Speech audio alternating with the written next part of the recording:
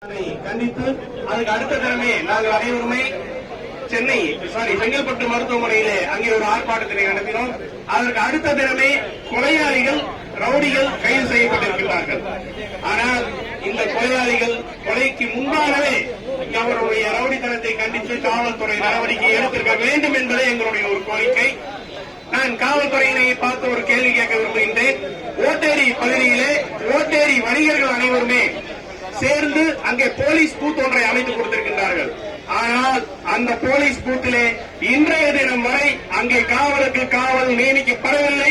ஏன் என்ற கேள்வியை நான் இந்த இடத்திலே காவல்துறையை நோக்கி எழுப்ப விரும்புகின்றேன். உங்களுக்கும் சோழராம கும்பர்களுக்கும் என்ன தொடர்பு இருக்கின்றது? நான் அனைவரையும் குற்றம் சொல்ல வரவில்லை. ஒரு சில களவாணிகள் காவல்துறையிலும் இருக்கின்றார்கள் என்பதை அந்த களவாணிகளை தயவு செய்து உடனடியாக களையெடுத்திட இங்கே மிக மிக நேர்மையான ஒரு கமிஷனர் திரு அமல்ராஜ் அவர்கள் இங்கே நியமிக்கப்பட்டிருக்கிறார்கள். அவர்கள் இந்த களவாணிகளை முழுவதும் கலைந்து மாமூல் ஒன்று கலாச்சாரம் என்பது இருப்பது என்பதே எனக்கு இந்த மாதிரி ஒரு செயல்பாடுகள் கடந்த 1.5 ஆண்டுகளுக்கு முன்பாக மாமூல் கேட்டு கொடுக்க மறுத்த திரு வினோத்குமார் அவர்களை தாக்குதலுக்கு உட்பட்டு அந்த தாக்குதலை தொடர்ந்து அண்ணன் விக்ரமராஜா அவர்களும் மருந்து வணிகர் சங்கமும் நடவடிக்கைகள் எடுத்து அந்த மாவட்டத்துடைய வணிகர் சங்கமும் இணைந்து அவர்களை குண்டர் சட்டத்திலே அடைக்க வைத்தார்கள். அந்த கொலையாளி குண்டர் சட்டத்திலே உள்ளே இருந்தவர் அங்கே இருக்கக்கூடிய அவர் நண்பர்கள் ரவுடிகள் இங்கே வெளியே வந்தவுடன் அவருடைய வழக்கு இன்னும் 1 வார காலத்திலே விசாரணைக்கு வர இருக்கின்றது. அந்த விசாரணையிலே கலந்து கொண்டு சாட்சி சொல்லக்கூடாது என்கிற காரணத்தினாலும் இவர்கள் அந்த கூட்டாளியை அறிவித்து இங்கே சொல்கிறார்கள். அதாவது அந்த வாய்ஸ் ஆடியோவை நீங்க எல்லாருமே கேட்டிருப்பீங்க. கிட்டத்தட்ட வணிகர்கள் எல்லா குரூப்லயுமே அந்த வாய்ஸ் ஆடியோ வந்துட்டு இருக்கு. இது என்ன, இது தமிழ்நாட்டினுடைய ஒரு பகுதியா ஓட்டேரி இல்ல இது எங்காவது பீகார் மாநிலத்தில் இருக்கக்கூடிய பகுதியா அப்படிங்கிற ஒரு மிகப்பெரிய ஒரு சந்தேகம் எங்களுக்கு இருக்கின்றது. வணிகர்கள் இல்லை என்றால் அரசாங்கங்கள் கிடையாது. நாங்கள் கட்டுகிற வரியிலேதான் காவல்துறையிலிருந்து அனைத்து அரசு பணியாளர்களுக்கும் சம்பளம் வழங்கப்படுகின்றது என்பதையும் யாரும் மறந்துவிடக்கூடாது. நாங்கள் கடுமையாக உழைத்து எங்களுடைய முதலீடை போட்டு அதிலே லாபம் சம்பாதிக்கிறோமோ இல்லையோ, இன்றைய தினம் கார்ப்பரேட் நிறுவனங்களால் லாபங்கள் என்பது போய்விட்ட காலத்திலும் கூட அரசாங்கத்திற்கு வரி கட்டி அரசை நாங்கள் வாழ வைத்துக் கொண்டிருக்கிறோம்.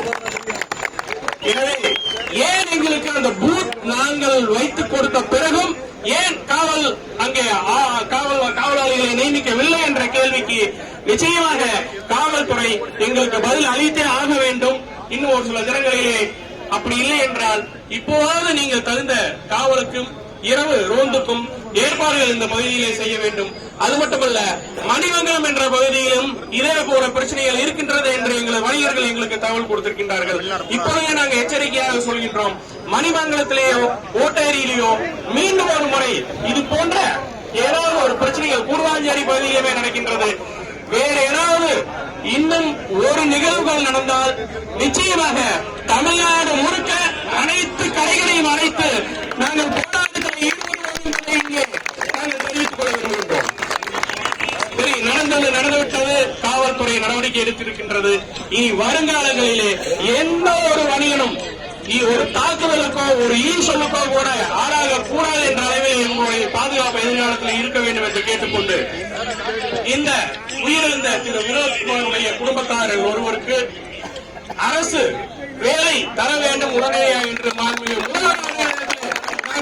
அனைத்து வணிகரின் சார்பாக இந்த கோரிக்கையை முன்வைக்க விரும்புகின்றோம்.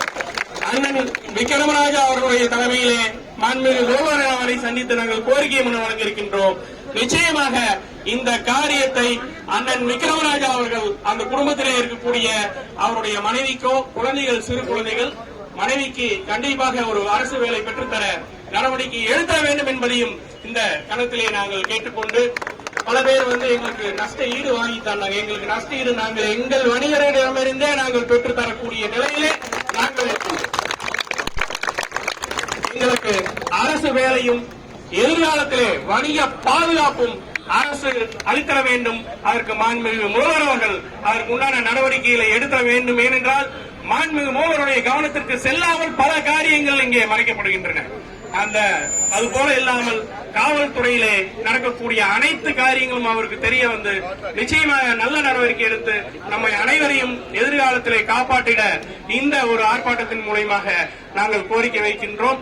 பல்வேறு பகுதிகளில் இருந்து எங்களுக்காக வந்திருக்கக்கூடிய பேரவைக்குரிய நிர்வாகிகள், உறுப்பினர்கள், மருந்து வணிகர்கள், மருந்து வணிக மாவட்ட நிர்வாகிகள், மாநில நிர்வாகிகள் அனைவருக்கும் நன்றி இங்கே தெரிவித்துக் கொள்கின்றோம். நன்றி, வணக்கம். அதனைத் தொடர்ந்து தமிழ்நாடு பழம்பொருள் அணியினுடைய